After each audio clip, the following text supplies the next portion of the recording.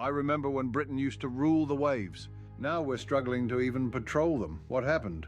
Are we putting on a brave face here, or are we just pretending everything's fine? Because missiles are flying at British territory, Cyprus, Diego Garcia, and Westminster is acting like it's just another news cycle. Now, I'm not saying we need to be dragged into another war, but one basic question needs asking: where are the ships? I grew up in the Royal Navy, born in Gibraltar, a Navy brat. My father served 25 years, I did 20 myself. I spent most of my career on the old Type 42 destroyers.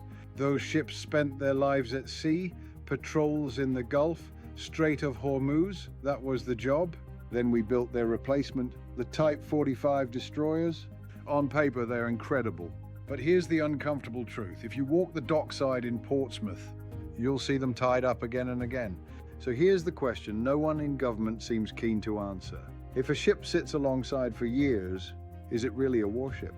It looks good in Parliament because if they're not going to see, you don't need crews, you don't need fuel, you don't need spare parts. And suddenly the Royal Navy looks a lot bigger on paper than it does on the ocean.